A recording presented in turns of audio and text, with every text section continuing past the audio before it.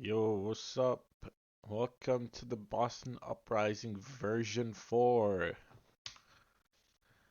But first, let's talk about a bit about the past of the Boston Uprising.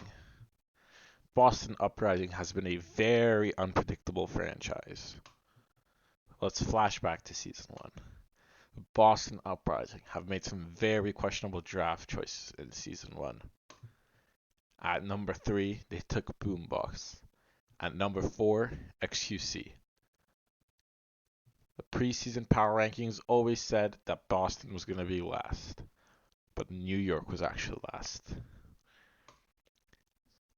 Even with these very strange draft choices, the Boston Uprising made a few trades and was able to go 6-4 in stage 4, which snuck them into the playoffs as the last seed. From then, the Boston Uprising went off. Boston Uprising made the losers finals.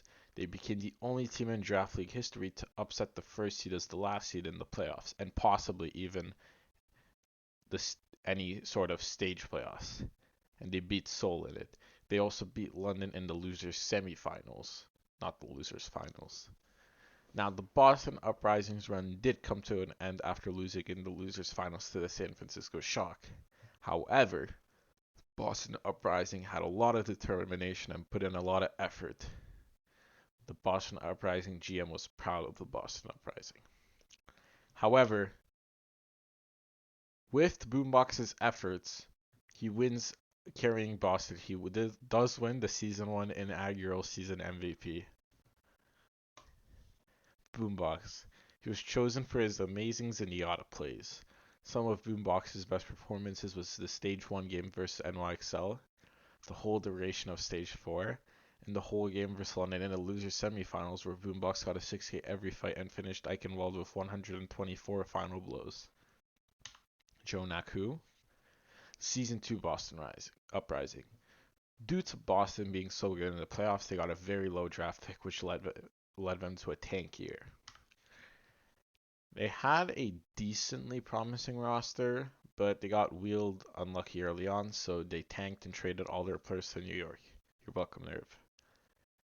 And they started their tank.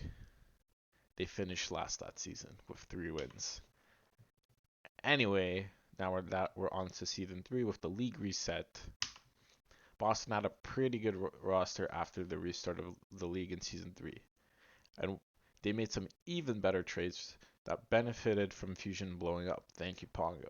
They had some pretty good results, but they were not very lucky, and a lot of people chose very questionable odds. They had a very good playoffs and play-ins meta, but got unlucky and lost to 60-40 to Shanghai in the play-ins. Shanghai was later confirmed to be taking Adderall, and their tournament winnings and placements got voided. Hexylic still received some praise for building up a good roster that would have been really good had they made the playoffs. Boston had a bad start because people were acting like Striker was disabled on anything other than Tracer or Reaper, but they came back. Season 4 Boston. By far, this team has the highest expectations of any Boston team. They are predicted to be top 5 in many power rankings. And perhaps this is the year where Boston break out. They seem to have good players on characters that were very, very active during season 4, and they have very few weak spots. Time for the roster. Starting with the DPS. First DPS, we got Aspire. Aspire has a great tracer and a pretty good hit scan. While Aspire will mainly play hit scan, he will have to go into the tracer in the Sombra tracer meta and possibly the tracer echo. Aspire won't be an amazing role star, but he should get the job done. Aspire is expected to have a future on Boston for many seasons. DPS EQO. Involved in the blockbuster trade after the draft, EQO is expected to add experience to this team and has a pretty decent Sombra, and also a pretty good Echo.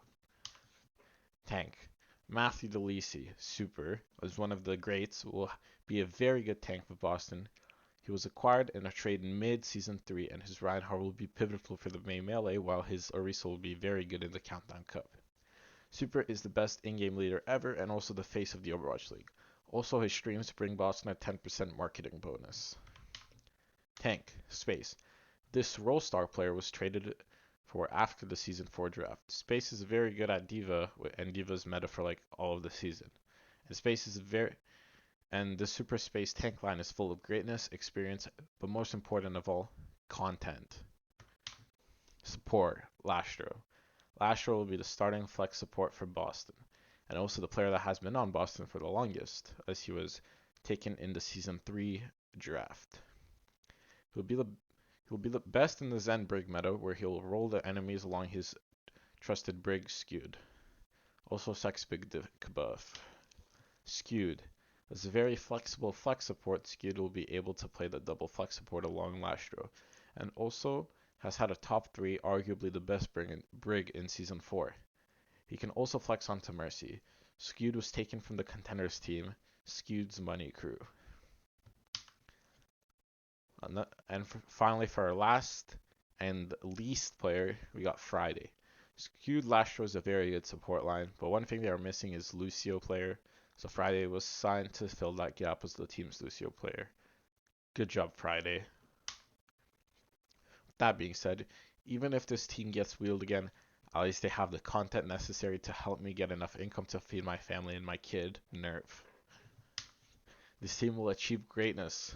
Go Boston. Boston's quality of life. So as for the salary and living conditions, we pay all our players $2 million per year except Friday. And we add $109,000 on top of that for each win, except Friday. All of our players get their own mansion and personal chef, except Friday. You may ask, how does Boston acquire so much money? The answer is our excellent management and finance unit led by Jesse Pinkman and Walter White. Here you can see Walter White, Jesse Pinkman talking about how Boston's future is very bright. Now announcing our Academy Contenders team. We have partnered with Canadian Blizzard to be our Contenders team. This is a great opportunity to develop upcoming talent and expand our name as a brand. Walter White says to watch all Canadian Blizzard games among watching the Boston Uprising games. Boston Uprising is not sus. We are a very professional and open as an organization with ethical business decisions. We are not sus like New York. We do not engage in bribery, fraud, theft, exploitation, or running a meth empire. New York is the imposter, not us. Boston is a pure, honest team that achieves success because of their hard work and talents, not because of their unethical business practices. That is what Jesse Pinkman says in an interview with Zoe. Content creators. We will also sign some content creators to increase our fan base and host viewing parties. Please welcome our new content creators, Johnny G and Calvin, and also Brian XUC. Also, our team is very good looking, other than super. Even our content creators are very good looking. Now, this question is, what did we think when creating this Boston Uprising? What were our thoughts? The answer is a random number generator. So come and cheer for us as we look forwards to a successful season. The end. Go Boston.